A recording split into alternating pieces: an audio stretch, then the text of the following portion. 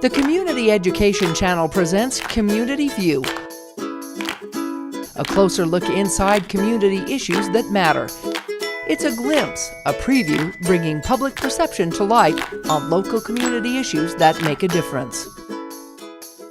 Hello and welcome to Community View. I'm Melissa Anderson. You know, it's springtime in southern Utah, and that means our streets are beginning to fill up with events and fun things to do. One event many people look forward to the first Friday of each month is the St. George Streetfest. With us today to talk about the event and some of the changes we can expect this season is the coordinator director, Ed Tracey.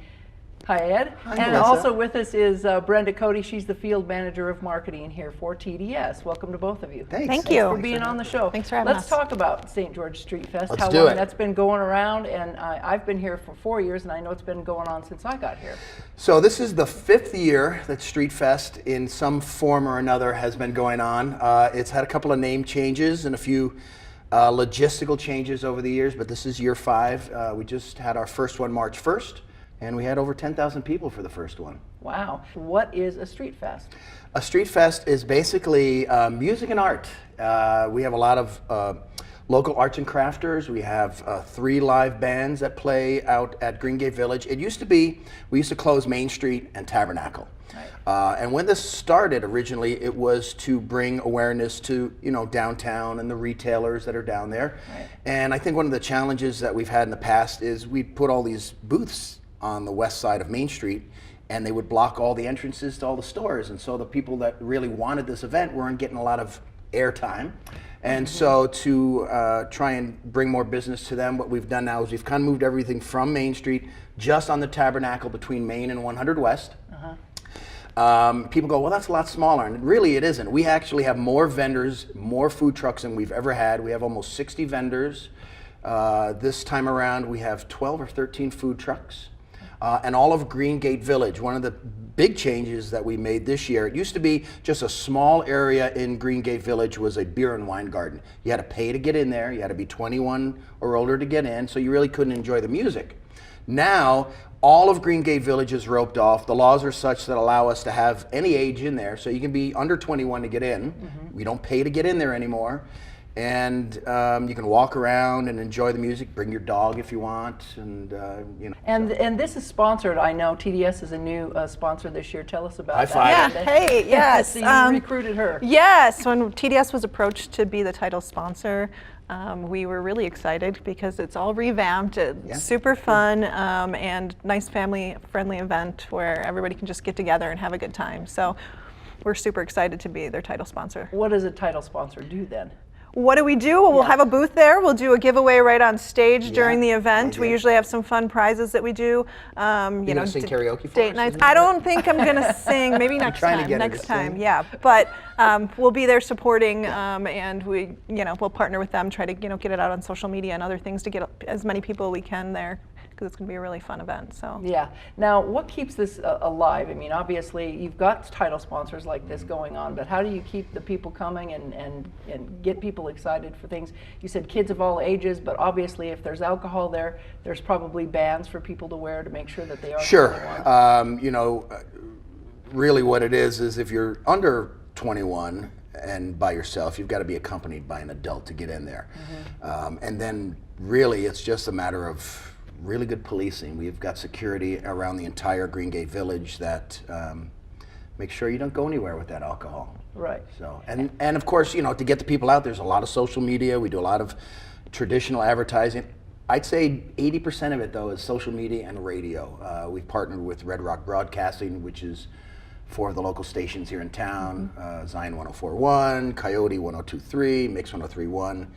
Cool 98.9, those 4 stations, they do a lot for us. They come out, they do giveaways, they do remotes. Stapley Pharmacy is also one of our bigger sponsors. This year, our stage is the Brad Stapley Memorial Stage in memory of Brad Stapley, yeah. And his wife, Jana, actually comes out and presents a check each month to our Community Partner of the Month. And just for being active in the community, we give them a nice little check. And yeah, it's fun. So we have them. Backcountry Shutter is one of our sponsors. Silver Reef Brewery, which is the brewery up there in Fort Pierce Industrial. Oh, yeah. They're our beer garden sponsor. And Arts Incorporated, Green Gate Village, City of St. George is generously, helping us out. They've been really good to us, and we appreciate it. So. And I'm sure that helps the whole community out. It Yeah, gets absolutely. people to shop downtown, look around, and see what's down there. And I noticed that it involves the whole community. What's there for kids to do? This year this time around we're doing a silent dance party. Okay, what's that? So basically, we have 3 different DJ turntables going on, and you wear these headphones, and the color changes based on the one of 3 types of music that you're listening to. So if they're listening to hip hop and they don't like that, they can flip it over, change it to country. The color changes, and if you look it up online, it's hilarious. You'll see these people dancing, and you don't hear music, but all of a sudden they go, "Wow, living on a prayer," whatever it is, So it's fun. That's a lot of fun. So there's that for the kids and families to do, and we've got 12, 13 food trucks, all different. We've got egg rolls, we've got cinnamon rolls, we've got Cuban food, we've got Mexican food, we've got Chicago Dons is my personal favorite. You want a good gyro? Chicago Dons, baby. Okay, and I know you guys are going to be also maybe having a remote. CEC's talking about coming down. Yes, we're super partnering up. excited We're going about to take that. our live remote truck down there. Yeah. When can we look forward to that? I believe that's the first Friday in June. Great. Because I think we moved it because of the commencement. So in June, we'll hopefully be able to just stream live down there. That'll be awesome. And Melissa will be down there Yeah. helping You us wanna do out. the silent dance party? Yeah, I might try Keeping that. Ed under Right. control. Yeah. That's impossible. So, All right. Well, it's been a great event, and Yeah. I really think that it is something that draws people to downtown.